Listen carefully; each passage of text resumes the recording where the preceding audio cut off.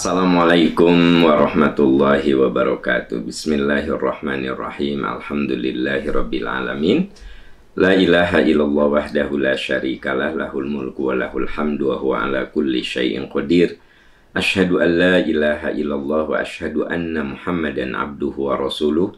Allahumma shalli ala Muhammad wa ala ali Muhammad kama shallaita ala Ibrahim wa ala ali Ibrahim fil alamina innaka Hamidum Majid. Alhamdulillah, sahabat percikan iman yang Allah muliakan, dengan izin Allah Subhanahu wa Ta'ala, hari ini kita akan membahas sejumlah masalah, sejumlah problem yang kita bedah dari perspektif Al-Quran dan Sunnah Rasulullah Sallallahu Alaihi Wasallam. Ya, kita awali dengan kasus yang pertama, masalah yang pertama. Assalamualaikum Ustadz. Waalaikumsalam. Saya mau bertanya, bagaimana cara berzikir yang khusyuk dan merasakan kenikmatan dekat dengan Allah? Dan kebanyakan orang tidak paham arti yang dizikirkan. Apakah kami yang tidak paham itu juga mendapatkan pahala? Ya. Jadi ada dua kasus dari pertanyaan ini. Pertama, bagaimana caranya kita bisa merasakan nikmatnya zikir? Sahabat percikan iman, zikir itu adalah nutrisi hati, makanannya hati. Kalau hati kita bersih, jiwa kita bersih, pikiran kita sehat, hati kita lurus, itu mirip seperti jasad kita yang sehat, maka makanan itu terasa nikmat. Kan kalau kita lagi sehat, ya, makanan itu nikmat. Tapi kalau kita sedang sakit, jasad kita lagi sakit, sekalipun ada makanan yang Anda suka, belum tentu Anda bisa menikmati makanan itu. Saya suka batagor. Ketika saya sakit, batagor tuh jadi nggak nikmat. Tapi begitu saya sehat, makanan yang tidak begitu saya suka saja, saya bisa menikmati. Itulah ruh. Sama. Ruh kita itu kalau sehat, hati kita kalau bersih, maka membaca subhanallah, alhamdulillah, Allahu akbar, la ilaha illallah itu masuk dalam relung jiwa kita yang paling dalam. Makanya kalau Anda bertanya, Ustadz bagaimana supaya saya bisa menikmati zikir? Ya, kita kudu berjuang membersihkan hati kita. Dari dengki, ya, kedengkian itu kita berjuang, kita bersihkan. Takabur, kita bersihkan. Jiwa pamer, kita bersihkan. Jadi, kita ini kadang ingin zikir nikmat, tapi takabur masih ada pada diri kita, dengki masih ada pada diri kita, pelit masih ada pada diri kita, ya, zolim masih ada pada diri kita. Ya, tuh jiwa kita penuh penyakit. Kalau jiwa kita penuh penyakit, ya gimana kita bisa menikmati zikir, wirid, dan doa? Ibadah aja, kalau kita masih bergelimang dengan maksiat, ibadah itu nggak nikmat. Coba kalau kita berbuat dosa aja, terus sholat, kan nggak nikmat sholatnya. Karena sebenarnya perbuatan dosa dan maksiat itu mengotori hati kita. Kalla balarona ala qulubihim ma kanu yaksibun. Sungguh perbuatan dosamu itu mengotori hati. Kalau hati kita kotor, maka ibadah jadi tidak nikmat. Zikir wirid tidak jadi nikmat. Baca Quran tidak jadi nikmat. Nah, jadi kalau kita ingin menikmati zikir, wirid, baca Quran, ibadah, maka coba, mari kita sama-sama bersihkan hati kita. Jauhi suuzon, jauhi gosip, jauhi fitnah, jauhi dengki, jauhi takabur, jauhi ria, jauhi pelit, Itu semua penyakit yang menyebabkan kita tidak nikmat dalam zikir, wirid, dan ibadah. Ya, gitu. Ya. Pertanyaan yang kedua, apakah kami dapat pahala kalau zikir tapi kami tidak paham? Dapat. Anda baca Quran itu kan zikir. Sahabat, baca Quran itu zikir. Anda baca Quran, tapi Anda nggak ngerti artinya. Maka kata Nabi, setiap yang kamu baca, alif, lam, mim, itu bukan satu ayat pahalanya. Alif berpahala, lam berpahala, mim berpahala. Jadi artinya kalau kita berzikir, ini kalau bicara pahala ya, kita berzikir, baca Quran itu zikir, tapi Anda nggak ngerti, Anda tetap berpahala. Gitu. Kalau bicara pahala. Makanya antara pahala dan penghayatan boleh jadi dua hal yang berbeda. Kalau Anda baca Quran, Anda paham, nah maka peluang untuk berbicara, berbuat, beramal sesuai yang Anda paham itu lebih besar. Artinya apa? Mari kita berusaha memahami apa yang kita baca supaya dia berpengaruh pada ucapan dan perilaku kita. Afala yatadabbaruna al-Qur'an am ala qulubin aqfaluha. Mengapa mereka nggak tadabur? Tadabur itu kenapa mereka nggak berusaha memahami? Kenapa kita ini tidak berusaha memahami? Sebab dengan memahami itu peluang untuk mengamalkan apa yang kita paham itu lebih besar. Tapi kalau kita cuma baca, tapi kita nggak ngerti, ya pahala sih dapat pahala. Tapi boleh jadi antara yang kita zikirkan dengan kelakuan kita jadi nggak nyambung gitu loh. Ya. Nah, PR kita adalah sahabat percikan iman selalu berjuang untuk memahami apa yang kita baca, berjuang untuk mengerti apa yang kita ucapkan. Karena itu, teman-teman yang ikut haji umroh dengan percikan iman, kami tidak pernah memimpin doa teriak-teriak kepada jamaah. Bari jamaah itu nggak ngerti artinya. Mohon maaf kan masih ada. Kalau umroh itu ustadznya membimbing. Allahumma. Jamaah di belakang. Allahumma. Inni as'aluka. Inni as'aluka. Ilman nafi'an. Ilman nafi'an di belakang. Tapi jamaahnya nggak ngerti. Itu tuh apa yang dibacakan oleh pembimbing kan gitu ya. Makanya kalau di percikan iman, berjuang untuk mengikuti sunnah Rasul. Saya baru mengerti kenapa Nabi saat tawaf tidak ngebimbing teriak-teriak. Kenapa? Ternyata Nabi menyerahkan doa itu kepada orang yang butuh. Nabi hanya mencontohkan ketika tawaf itu, ngangkat tangan ke arah kiblat, ke arah Hajar Aswad, Bismillahi Allahu Akbar. Gitu kan? Setelah itu, Nabi mengajarkan subhanallah walhamdulillah wala ilaha illallah wallahu akbar. Lalu Nabi mengajarkan ruknul yamani sampai Hajar Aswad, Robbana atina fid dunya hasanah wa fil akhirati hasanah wa qina adzabannar. Di luar itu, up to you, terserah kamu mau baca apapun. Kenapa coba?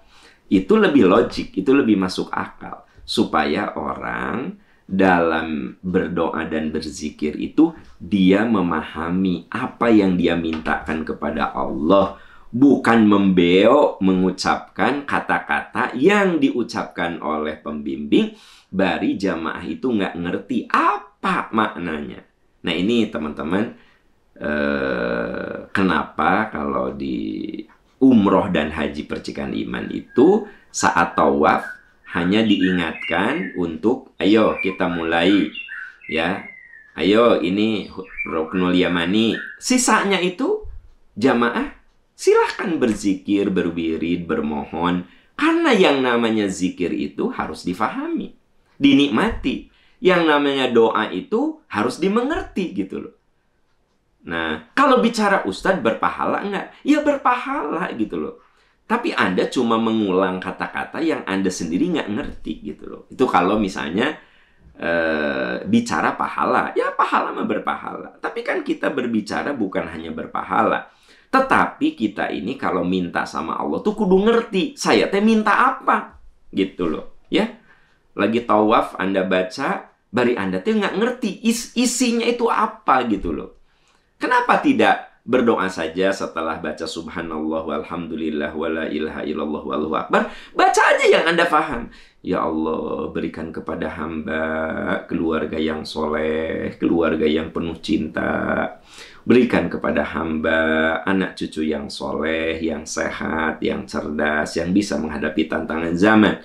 Ya Allah, ampuni kesalahan kedua orang tua hamba. Muliakan.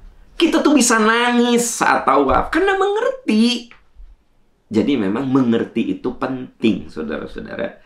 Daripada sekedar Anda mengikuti bacaan pembimbing, Anda hanya membeok gitu loh. Cuma mengatakan seperti yang diucapkan pembimbing. Terus Anda nggak ngerti gitu loh. Ya tapi Ustadz berpahala. Emang saya setuju, itu berpahala. Tapi masalahnya kan sayang. Anda lagi tawaf, Anda lagi sa'i. Itu momentum Anda bisa minta sama Allah, tapi Anda tidak mengerti apa yang Anda mintakan. Nah itu teman-teman sekalian. Yuk. Jadi gini, kita ini berdiskusi ya, bukan saya tidak bermaksud menyalahkan, tetapi kita mencoba berpikir logik gitu loh. Jadi berpikir yang rasional gitu kan. Betul agama itu ada bagian yang tidak bisa dirasionalisasi, tapi ada bagian yang bisa dirasionalisasi. Kenapa doa itu harus Anda mengerti? Karena doa itu representasi dari cita-cita dan harapan. Itu doa. Makanya kalau Anda bertanya, Ustadz kalau saya berzikir ngikutin ucapan guru ya, bari saya nggak ngerti, dapat pahala nggak? Dapat pahala. Tapi Anda tidak mengerti apa sebenarnya yang Anda mintakan sama Allah. Itu masalahnya. Padahal yang namanya minta itu kitanya kudu mengerti. Kita teh minta apa? Gitu ya. Wallahu a'lam bissawab. Wallahu a'lam bissawab. Ya, kita beralih ke pertanyaan berikutnya. Assalamualaikum Ustadz. Waalaikumsalam. Ustadz mau bertanya, apa boleh kita ingat sama suami yang sudah meninggal, terus meneteskan air mata? Apakah itu termasuk meratapi? Ya, ibu, bapak, sahabat-sahabat, Nabi Shallallahu Alaihi Wasallam saat ditinggal wafat oleh istrinya Bunda Khadijah, beliau meneteskan air mata. Ya, saat Mus'ab bin Umair wafat, beliau meneteskan air mata. Saat Hamzah syahid, Mus'ab syahid, itu beliau meneteskan air mata. Jadi Nabi menunjukkan sisi-sisi kemanusiaan, bahwa ingat sama orang yang sudah wafat, cuma sekedar mengenang kebaikannya kemudian kita berlinang air mata, ya sah-sah saja. Yang tidak boleh itu ya, Anda menjadi hilang semangat, terus Anda bilang, aku mah pengen cepat mati aja, nyusul suami. Nah itu meratap. Anda datang ke kuburan untuk ziarah, mendoakan, ya boleh. Tapi kalau Anda sampai meluk kuburan, berlama-lama di situ, berjam-jam di situ, kata anaknya, ayo mama pulang. Enggak, mama nggak mau pulang. Pengen nemenin si ayah, kasihan dia sendirian. Itu meratap. Dan kata Nabi, ratapan itu akan menyiksa orang yang mati. Gitu loh. Jadi sebenarnya kita ini harus paham mana wilayah wajar. Ya kalau suami Anda begitu baik ya, terus Anda suka pas ingat segala kebaikannya, berlinang air mata, ya udah gitu Anda mendoakan, Allahumma gfirlahu warhamhu. Jadi teman-teman, hal yang paling dibutuhkan orang yang sudah wafat itu ampunan ya. Kita kan seringkali Ya Allah terima amal solehnya gitu. Ya itu tidak salah. Tapi Anda tahu nggak bahwa yang paling diperlukan oleh orang yang sudah meninggal mah ampunan. Makanya Allahumma gfir lahu warhamhu wa'afihi wa'fu anhu. Itu semua ampunan. Allahumma gfir lahu, ya Allah ampuni. Wa'afihi, maafkan. Maafkan. Allahumma gfir lahu warhamhu, beri rahmat. Rahmat itu ampunan juga. Jadi sebenarnya orang yang sudah wafat mah yang paling dibutuhkan oleh beliau ampunan. Makanya kita juga suka mendoakan orang tua, Robbighfirli, ampuni aku, wali walidayya, dan kedua orang tuaku. Dan ketika kita mendoakan saudara-saudara kita yang sudah wafat, Robbighfirli wali walidayya walil mu'minin, ampuni. Jadi tolong diingat ya, bahwa yang dibutuhkan orang yang sudah mati itu ampunan. Kalau kita kan biasanya suka semoga amal solehnya diterima. Sekali lagi itu tidak salah. Tapi tahukah Anda yang paling dibutuhkan itu adalah memohon ampunan untuk almarhum. Nah, setiap Anda ingat, Anda doakan, Allahumma gfirlahu, ya Allah ampuni kesalahan suamiku. Warhamhu, rahmati ya Allah, wa'afihi wa'fu anhu, maafkan segala kesalahan suamiku ya Allah. Tiap sholat Anda mendoakan, Anda berlinang air mata karena dia orang yang sangat baik di mata Anda gitu. Karena tidak semua istri yang ditinggal wafat oleh suaminya merasakan hal itu. Nah, jadi bapak-bapak, coba sekiranya kita meninggal, kira-kira istri kita akan mengingat kebaikan kita atau keburukan kita? Ya kalau kita dominan baik, ya, hari buruk mah pasti ada lah. Tapi ya, relatif kita ini orang yang amanah gitu, baik sama keluarga. Itu anak, istri itu akan mengenang gitu. Begitu juga kalau ibu meninggal, ibu orang yang di mata suami itu orang soleh, itu pasti diingat. Makanya saya bisa membaca bahwa suami ibu itu orang baik, suami ibu itu orang soleh. Buktinya apa? Ibu kalau nginget dia suka berlinang. Dan ingat, tidak semua perempuan yang ditinggal wafat oleh suaminya merasakan hal itu. Itu bergantung kepada karakter tabiat suaminya gitu. Makanya kita-kita ini sedang merajut, sedang melukis ya kehidupan kita melalui ucapan dan perbuatan. Kita lukis ya ucapan kita, perbuatan kita itu merupakan lukisan yang akan dilihat saat kita sudah wafat. Karena itu Nabi Ibrahim mengajari kita doa yang sangat indah sekali. Waj'alli lisana sidqin fil akhirin. Ya Allah, jadikan saya kenangan indah, lisana sidqin, pembicaraan baik kalau aku sudah tidak ada. Jadi bahan pembicaraan baik bagi generasi-generasi setelah saya gitu. Jadi kan pada akhirnya kita akan meninggalkan generasi kan. Bisa anak cucu kita, bisa murid kita, bisa teman kita, bisa kolega kita yang junior-junior akan kita tinggalkan. Nah, mereka mengingat sisi baik kita. Jadi saya bisa membaca suami ibu orang baik. Ya, suami ibu orang soleh. Buktinya apa? Ibu kalau ingat suami suka berlinang air mata. Apakah itu meratap? Bukan. Selama itu sifatnya alamiah, normal saja. Ya, saya jadi ingat seorang ibu pernah ketemu saya. Dia bilang, Ustadz, saya tuh kalau ketemu Ustadz, saya suka ingat sama suami saya. Karena suami saya itu kan kerja di Jakarta. Itu kalau lagi di Bandung, pokoknya Ustadz di mana ceramah, dia datang. Gitu. Terus dia tuh banyak sekali perubahan kelakuannya, amal solehnya. Dan suami saya tuh orang yang baik, Ustadz. Gitu loh. Jadi tiap ketemu saya, ibu itu berlinang air mata, ingat sama suaminya. Dan si ibu itu beliau mengatakan bahwa suami saya itu orang baik, Ustadz. Sayang sama keluarga, tanggung jawab, membimbing keluarga, gitu. Nah, ibu itu juga, Ustadz, saya tuh ini saya meratap enggak sih? Gitu. Meratapi suami enggak? Bukan atuh Bu, saya bilang. Berarti almarhum suami ibu itu luar biasa, meninggalkan jejak yang bagus. Nah, sahabat percikan iman, pertanyaannya adalah, kalau hari ini kita mati, besok lusa kita mati, kira-kira kita meninggalkan jejak yang indah bagi keluarga kita, bagi teman kita, atau jejak yang buruk? Balik pada pilihan hidup kita. Ya, gitu. Oke. Wallahu a'lam bishawab. Ya, kita beralih ke pertanyaan berikut. Assalamualaikum Ustadz. Waalaikumsalam warahmatullahi wabarakatuh. Semoga Ustadz dan keluarga husnul khatimah, juga seluruh jamaah percikan iman. Amin ya rabbil alamin. Izin bertanya, ketika lagi safar kan dibolehkan menjamak qashar.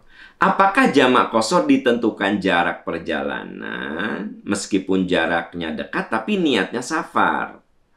Apakah boleh sholat jamak qashar kalau niat kita safar?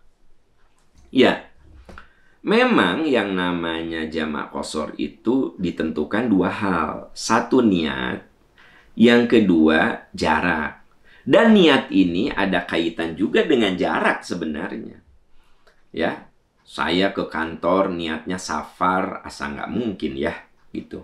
Wong itu tiap hari saya kerjakan, gitu.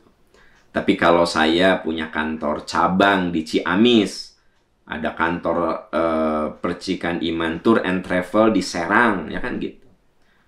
Jadi saya punya travel ya, travel haji dan umroh.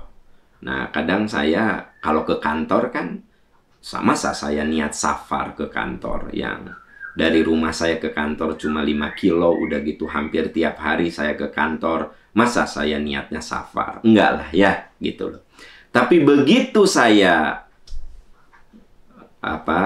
berkunjung ke kantor travel percikan iman yang ada di Serang, ya saya niatnya safar karena jarang saya ke sana, kan gitu. Itu contoh bahwa niat itu juga dipengaruhi oleh jarak. Untuk sesuatu yang rutin Anda kerjakan, yaitu sudah tidak bisa diniatkan safar. Ya, contoh, ada bapak ibu dosen tinggalnya di Buah Batu, ngajar di Jatinangor, tiap hari ke Jatinangor. Pertanyaannya, masa Anda tiap hari niat safar ke Jatinangor? Ya nggak? Itu sudah jadi kehidupan Anda sehari-hari ngajar ke Jatinangor gitu loh. Berarti kan tidak bisa itu diniatkan sebagai safar, karena itu tiap hari gitu loh. Tapi bagi orang yang nggak pernah atau sangat jarang ke Jatinangor, ya dari Buah Batu ke Jatinangor niat safar boleh nggak? Boleh, kalau itu bukan pekerjaan rutin Anda, insidental saja. Karena ada riwayat yang menunjukkan dalil tentang safar itu yang paling sering digunakan adalah 70 km. Tapi ada dalil yang menunjukkan bahwa Nabi dalam jarak 6 km beliau safar, beliau jamak qashar. Ya, jadi kalau misalnya saya ya di Buah Batu mau ke Jatinangor, kalau saya anggap itu insidental dan bagi saya itu adalah perjalanan yang dianggap jauh, lalu saya niat safar, boleh nggak? Ya boleh. Udah lebih dari 5 km. Kalau niat saya, safar. Tapi kalau saya hampir tiap minggu ke Jatinangor dari Buah Batu, bahkan seminggu bisa 3 kali, karena saya ngajar di sana, masa safar? Kan gitu. Nah, contoh yang lain ya. Maksudnya biar terasa ya, mana safar, mana niat safar, kan itu ada kaitan dengan hal yang rutinitas. Awal-awal saya ke Arjasari, saya merasa qashar, saya merasa safar. Ya. Dari rumah ke Arjasari, asa jauh gitu. Serasa jauh gitu. Jamak qashar saya, boleh. Tapi karena sekarang mah dari rumah ke Arjasari itu udah merasa bukan safar, berkegiatan rutin gitu ya, maka saya tidak perlu niat safar. Ya sudah, saya ke Arjasari, ke Masjid Peradaban, ada saat saya ngajar di sana, ada saat saya tausiah di sana, ada saat saya rapat di sana, ada saat saya bikin rekaman di sana. saya tidak merasa sebagai safar, dan itu mah sudah kegiatan saya sehari-hari. Nah sekarang mah saya tidak berniat safar ke Arjasari itu. Tapi awal-awal ketika masih survei ke sana, masih hutan belantara, masih jalan setapak, nah saya safar niatnya karena rasanya ya saya berkunjung ke tempat yang jauh. Nah, jadi itu contoh ada saat memang niat kita safar itu harus ada logika jarak kan gitu. Dan logika urf, logika kebiasaan gitu ya. Nah, itu contoh sederhananya ya. Ibu bapak sekalian, Anda bisa terapkan. Kalau udah lebih dari 5 kilo dan itu jarang Anda sana, ya memang yang disepakati itu 70 kilo. Banyak teman-teman saya yang kerja di Jakarta, tinggal di Bogor. Coba Anda hitung pakai kilometer, dia rumahnya di Bogor. Ya, kerjanya di Jakarta. Terus gimana? Masa tiap hari di Jakarta safar? Ah, dia itu sudah terbiasa dari Bogor ke Jakarta. Jadi di Jakarta bukan safar lagi. Tapi bagi orang Bogor yang jarang ke Jakarta, ya boleh jadi dia mah niatnya safar gitu ya. Jadi itulah gambaran tentang niat safar, kaitannya dengan jarak, itu sangat personal. Saya bilang sangat personal ya. Wallahu a'lam bishawab. Wallahu a'lam bishawab. Ya, kita beralih ke pertanyaan berikut. Assalamualaikum Ustadz. Waalaikumsalam. Semoga Ustadz dan jamaah selalu sehat, berkah, dan husnul khotimah. Amin, amin. Ustadz, apa ada hadis atau keterangan yang menyatakan baju yang sudah dipakai jika digantung di kamar mandi menjadi tempat tinggal jin? Jadi kalau Anda menggantung baju yang sudah dipakai, ya, di kamar mandi, apa benar itu bakal tempat tinggalnya jin? Ya, nah, sejujurnya ini nggak ada dalil. Ini mitos. Saya bilang menggantung baju yang kotor di dalam kamar mandi itu jadi tempat tinggalnya jin, itu mitos. Mitos. Tapi kalau kita lihat dari segi kesehatan, nah ya, saya seharian di luar, lalu saya mandi, baju kotor itu saya gantung. Boleh jadi namanya bukan tempat tinggal jin. Nggak sehat aja gitu. Ya nggak sehat aja tuh baju yang saya pakai di luar seharian gitu. Udah gitu digantung di kamar mandi. Udah gitu kamar mandi itu kan sirkulasinya belum tentu bagus. Ya nggak sehat lah. Jadi kalau ada baju udah kotor, simpan di tempat cucian. Itu mah lebih bersifat higienis dan kesehatan. Jadi tidak dianjurkan baju yang kotor digantung di kamar mandi. Nggak sehat. Itu benar. Tapi kalau dianggap itu tempat tinggalnya jin, itu mitos. Kamu suka nggak gantung baju di kamar mandi yang udah dipakai? Akade itu tempat tinggalnya jin. Itu mitos. Ya, itu mitos. Ya, ada sebuah hadis yang diriwayatkan oleh Imam Abu Daud. Inna hadhil hushusha muhtadaratun. Sesungguhnya khusyush, ya, itu dihadiri. Maksudnya yang namanya tempat buang air besar, buang air kecil, tempat mandi itu dihadiri. Dihadiri apa? Fa idza ata ahadukumul khala falyaqul a'udzu billahi minal khubuthi wal khaba'ith. Kalau kamu masuk ke tempat yang suka digunakan untuk buang air kecil, buang air besar, berdoalah a'udzu billahi minal khubuthi wal khaba'ith. Ya Allah, aku berlindung dari setan jantan dan setan betina. Dari jin jantan, jin laki-laki, jin perempuan. Itu hadis riwayat Abu Daud. Nah, ini dalil menunjukkan katanya bukan berarti kita tidak boleh menggantungkan pakaian. Tapi jangan suka berlama-lama di kamar mandi. Biasakan, mohon maaf, kalau buang air besar ya sudah sewajarnya buang air besar. Ya, nah ada sebagian kebiasaan yang sekarang ini buruk. Mohon maaf, lagi BAB sambil lihat IG gitu kan, sambil BAB sambil duduk tuh lihat cari IG sampai BAB itu setengah jam begitu. Nah, itu yang makruh hukumnya, dilarang. Ya, karena apa? Itu inna hadhil hasyusha muhtadaratun.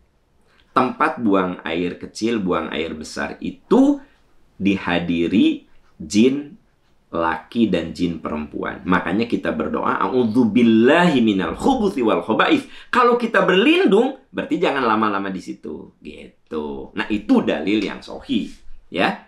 Jadi kita ini kalau buang air besar, ya sewajarnya, jangan berlama-lama gitu. Buang air kecil juga begitu. Ya, kenapa? Karena muhtadaratun gitu. Ya. Di situ dihadiri jin laki dan jin perempuan. Ya. Nah, itu dalil yang sahih. Tapi menggantungkan pakaian bekas, pakai itu mitos. Jadi yang ada adalah kita kudu berusaha mempercepat kebutuhan-kebutuhan kita di kamar mandi gitu ya. Jangan membiasakan berlama-lama di kamar mandi itu. Nah, kalau itu ada anjurannya. Ya. Wallahu a'lam bissawab, wallahu a'lam bissawab. Ya, kita beralih ke pertanyaan berikut. Assalamualaikum Ustadz. Waalaikumsalam warahmatullahi wabarakatuh. Semoga Ustadz dan jamaah selalu diberi kesehatan. Amin ya rabbal alamin. Ustadz, apa tanda-tanda bahwa doa kita itu dikabulkan untuk orang yang sudah meninggal? Ya, kita kan suka mendoakan orang yang sudah wafat. Apa Ustadz cirinya bahwa doa kita dikabulkan? Sahabat yang Allah muliakan, ya. Doa kita kepada orang lain, doa kita, saya dan Anda kepada orang lain, apalagi kepada yang sudah meninggal, ya, itu tidak bisa kita sebut tanda-tandanya gitu. Aku tadi malam mimpi loh ketemu almarhum bapak aku, kayaknya doa aku nyampe deh. Nah, itu teh nggak boleh menghubungkan mimpi dengan apa yang kita lakukan. Jadi doakan saja. Yang penting Anda yakin doa Anda dikabulkan. Itu yang penting, bukan apakah doa saya diterima ya untuk almarhum suami saya. Apakah doa saya diterima ya untuk almarhumah istri saya. Apakah doa saya diterima enggak ya untuk guru-guru saya dan orang tua saya. Itu bukan urusan Anda mengatakan apakah doa saya diterima atau tidak. Urusan saya dan kita semua, urusan Anda adalah berhusnuzon Allah mengabulkan doa kita dan yakin bahwa doa kita dikabulkan. Ya ayuhan nas, kata Nabi, wahai manusia, ud'ullah, berdoalah kamu kepada Allah, wa antum muqinuna bil ijabah, dan kamu kudu yakin, husnuzon, doamu itu dikabulkan. Itu kewajiban kita, bukan bertanya-tanya, kira-kira doa saya dikabulkan nggak ya untuk almarhum? Kira-kira doa saya dikabulkan nggak ya untuk... Udah, nggak usah ngurusin itu. Wa antum muqinuna bil ijabah. Kamu yakin saja doamu dikabulkan. Gitu, ya. Nah, kalau doa untuk diri kita, boleh Anda evaluasi. Saya berdoa, tapi ini yang doa ini belum dikabulkan ya. Boleh evaluasi, boleh. Supaya kita memperbaiki doa kita. Supaya kita semakin membersihkan jiwa dan harta kita. Karena teman-teman sekalian, Nabi pernah berkomentar kepada orang yang rajin berdoa. Kata Nabi, kamu berdoa sudah bagus. Ini ada di bab sedekah, ya, Sahih Muslim. Kata Nabi, kamu berdoa sudah bagus. Tapi kata Nabi, mat'amu haram, wa masyrubu haram, wa ghudhiya bil haram, fa anna yustajabu lahu. Kamu berdoa sudah bagus, tapi makananmu, minumanmu, pakaianmu, tempat tinggalmu masih didapat dari cara haram. Jadi kata Nabi, doamu itu udah bagus, tapi sayang terhijab oleh yang haram. Jadi kalau saya sudah berdoa, tapi saya merasa belum dikabulkan, introspeksi, bisi, ada hijab yang saya buat. Oh iya, saya bermusuhan dengan teman saya. Itu juga hijab. Jadi kalau kita punya musuh ya gitu, doa itu terhijab dengan memutuskan silaturahmi. La yahillu li muslimin ayyah jura'ahu fauqa thalathi layalin. Allah marah kepada orang yang bermusuhan lebih dari 3 hari. Ya, Anda bermusuhan dengan suami sebulan, 2 bulan, terus Anda berdoa, selesaikan dulu urusan dengan suami. Sebab selama Anda bermusuhan sama istri, sama anak, doa tuh susah dikabulkan, bermusuhan dengan teman. Nah, jadi kalau untuk kita, boleh kita introspeksi, ya, gitu. Bisi ada kelakuan-kelakuan kita yang menjadi hijab terkabulnya doa, gitu. Kezoliman kita kepada orang lain itu membuat hijab terkabulnya doa, ya. Misalnya saya zolim pada karyawan saya zolim pada teman saya. Nah, itu bisa menyebabkan doa saya susah dikabulkan. Makanya introspeksi. Kalau permintaannya untuk diri kita. Tapi kalau saya mendoakan ibu bapak saya, mendoakan almarhum guru saya, ya saya kudu yakin wa antum muqinuna bil ijabah. Kamu yakin doamu dikabulkan. Gitu. Wallahu a'lam bissawab, wallahu a'lam bissawab. Ya, kita beralih ke pertanyaan berikut. Assalamualaikum Ustadz. Waalaikumsalam. Semoga Ustadz juga jamaah diberi kesehatan dan keberkahan serta husnul khotimah. Amin. Amin ya rabbal alamin. Izin bertanya. Bagaimana menyikapi orang yang ngomong ke orang lain seolah-olah dia terzolimi oleh kita? Kadang saya suka greget. Jadi orang tuh ngomong, saya tidak dizolimi sama dia. Wah, saya gitu. Anda greget, ya kan gitu. Gimana ngadepinnya? Oke. Yang penting, Anda introspeksi. Anda zolim tidak? Oke, Anda tidak zolim. Dia berarti menyebar keburukan tentang kita.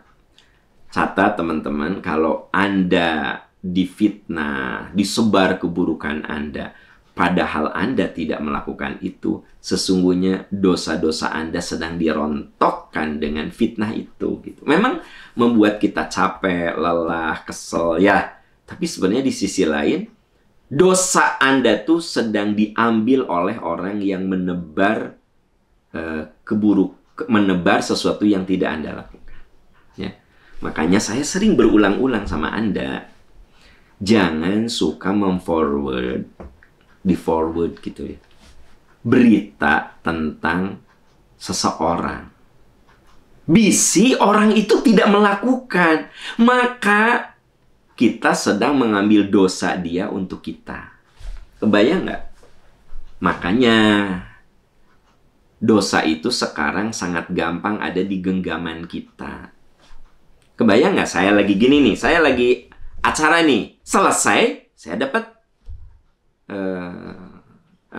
info, saya baca, saya langsung sebar lagi. Ternyata itu tuh ada unsur bohong, ada unsur fitnah, ada unsur adu domba. Terus saya tadi disebarkan, maka saya sedang mengambil dosa orang itu, gitu. Makanya teman-teman, Anda sedih boleh, ya, merasa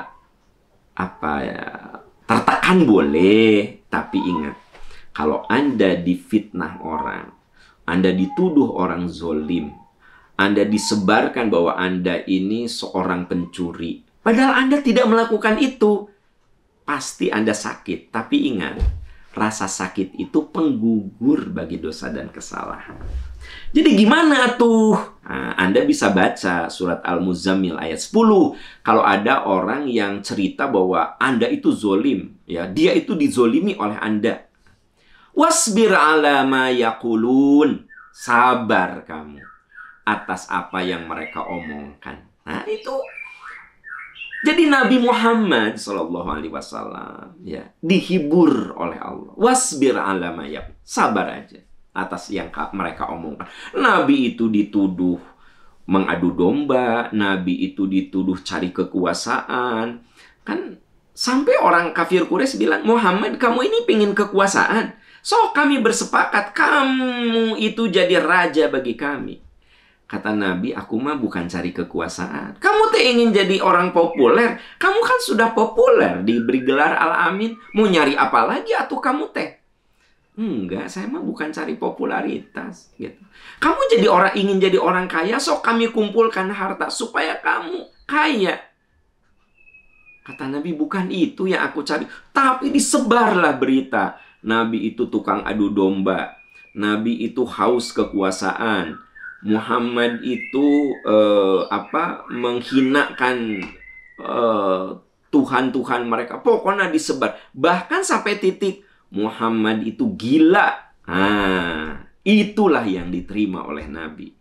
Wasbir ala ma yaqulun. Sabar atas apa yang mereka katakan. Wahjurhum hajron jamila. Tinggalkan mereka dengan cara yang baik. Tuh, ya. Kalau Anda punya teman selalu memfitnah Anda aja, udah, sabar dan tinggalkan dengan cara yang baik. Anda lihat surat Al-Muzammil itu, ayat 10. Jelas ayatnya, ya. Saya misalnya difitnah, dihinakan, wah macam-macam. Ya udah, saya sabar aja. Tapi pelan-pelan saya tinggalkan orang itu dengan cara yang baik. Saya bukan memutuskan silaturahmi dengan orang itu, tapi saya memutuskan keburukan dari orang itu. Gitu loh, ya. Jadi Anda kudu bedakan mana memutuskan silaturahmi, mana memutus keburukan. Dua hal yang berbeda. Saya punya teman, dia itu kalau di depan saya baik, kalau di belakang saya ngejelekin. Saya sabar aja. Tapi pelan-pelan saya berlepas diri dari orang itu. Kenapa nggak pernah duduk-duduk bareng lagi sama dia? Ya, saya punya kesibukan. Itu yang disebut dengan tinggalkan dengan cara yang baik. Gitu loh. Jangan, kenapa kamu nggak pernah kumpul-kumpul? Perkumpulan maksiat itu. Yang diomongin cuma keburukan, ngomongin orang. Najis, saya kudu duduk di tempat orang itu. Nggak boleh kayak gitu juga. Nggak boleh sok suci. Jadi, ibu kenapa ibu nggak pernah kumpul-kumpul lagi? Saya tekan ibu rumah tangga lah. Ibu di rumah saya nggak punya asisten. Jadi saya nggak pernah duduk-duduk. Punten ya, punten. Saya banyak kegiatan saya. Ibu itu sebenarnya meninggalkan grup itu, geng itu, karena ibu merasa, asap telinga itu asa nggak enak ya, ngomongin kepala sekolah, ngomongin temen yang lain, ngomongin guru-guru, bahkan ada yang ngomongin mertuanya sendiri, ada yang ngomongin suaminya sendiri. Ibu teh duduk di situ teh rasanya, ibu wahjurhum hajron jamila. Ibu pelan-pelan mundur dengan cara yang santun. Wasbir ala ma yaqulun. Tuh Bu, Pak. Sahabat ini indah sekali kan. Kalau Anda difitnah, ya, kalau Anda disebut orang zolim, kalau Anda disebut orang yang mengadu domba, kalau Anda disebut pengkhianat, padahal Anda tidak melakukan itu. Enggak Anda lakukan itu. Catat, seluruh omongan-omongan itu menjadi penggugur bagi kesalahan Anda. Caranya apa? Wasbir ala ma yaqulun. Sabar atas apa yang mereka katakan. Baginda Rasulullah itu sampai disebut orang gila. Orang gak waras gitu kan. Tapi Nabi tidak layani itu. Tapi wahjurhum hajron jamila. Firman Allah, jauhi saja mereka dengan cara yang jamil. Jamil itu cantik, indah, elegan gitu loh. Ya. Nah, jadi ada saat kita ini mundur teratur karena sangat bagus nih. Nah, logika, rasa, pikiran, agama kita kan bisa menilai ini lingkungan bagus atau tidak. Kalau Anda berkumpul dengan orang yang membuat Anda jadi lebih berilmu, Anda menjadi merasakan kemanfaatan, Anda kudu berada di situ. Kenapa? Karena itu lingkungan yang soleh. Robbi habli hukman wa alhiqni bis solihin. Dekatkan saya dalam lingkungan soleh. Nih, saya setelah dekat dengan orang ini jadi lebih semangat ibadah, jadi lebih semangat berwakaf, jadi lebih semangat berinfak. Ya, saya jadi lebih cinta kepada keluarga setelah saya kumpul di tempat itu. Jaga tempat itu, sabar berada di tempat itu. Tapi kalau saya berada dalam satu lingkungan, ada sejumlah teman yang kalau duduk di situ hati kita jadi kotor gitu ya. Ngomongin si itu, ngomongin si ini yang belum tentu benar juga, ya kan? Wah, gini, ini bahaya nih, ini akan membuat saya pikiran dan hati saya kotor ini. Nah, wahjuruhum hajron jamila. Mundur pelan-pelan dengan cara santun. Itu. Ayatnya indah sekali, teman-teman sekalian. Apa sih yang rumit kalau kita sudah beragama? Tidak ada yang rumit. Kalau kita sudah beragama dengan benar, kalau kita sudah ada dalam bimbingan Islam, semua jadi ringan, semua jadi mudah, dan semua jadi indah gitu. Coba ini satu ayat yang sangat singkat. Wasbir ala ma yaqulun, sabar atas apa yang mereka omongkan, tapi kudu ada aksi dari kita. Wahjuruhum hajron jamila, tinggalkan saja dengan cara yang santun. Ada kata-kata dengan cara yang baik. Anda baca Al-Muzammil ayat 10, ya. Bapak Ibu sahabat-sahabat tercinta yang Allah muliakan, jazakumullahu khairan katsira sudah membersamai saya di Percikan Iman Pagi. Makin rajin teman-teman hadir, pahala kita makin banyak. Anda berpahala, saya berpahala. Ajaklah teman-teman yang lain ya untuk ya sambil cuci piring, sambil nyuci mobil, sambil nyetir, sambil jogging, untuk dengar ya ayat-ayat yang ada di dalam Al-Quran. Itu akan ada kemanfaatan untuk saya, kemanfaatan untuk sahabat Percikan Iman. Yuk, kita saling menguatkan dalam kebaikan. Ta'awanu 'alal birri wat taqwa. Saling menguatkan, saling mengokohkan. Semoga kita ini menjadi orang-orang yang saling berterima kasih nanti di akhirat karena kita saling mendukung dalam kebaikan. Ya. Semoga Allah menolong kita, menguatkan kita. Insya Allah besok bertemu lagi di Percikan Iman Pagi, baik melalui radio streaming percikaniman.org, melalui radio OS 103,1 FM, melalui Instagram saya, melalui YouTube. Silahkan semua teman-teman bisa akses sesuai dengan kemudahannya masing-masing. Dan semoga kita menjadi orang yang suka menebar benih-benih kebaikan, bukan menebar fitnah dan keburukan. Semoga Allah melindungi kita dari jiwa yang suka menebar keburukan. Mari kita menebar kebaikan dan keberkahan. Subhanaka Allahumma wa bihamdika, asyhadu an la ilaha illa anta, astaghfiruka wa atubu ilaik, walhamdulillahi rabbil alamin. Wassalamualaikum warahmatullahi wabarakatuh.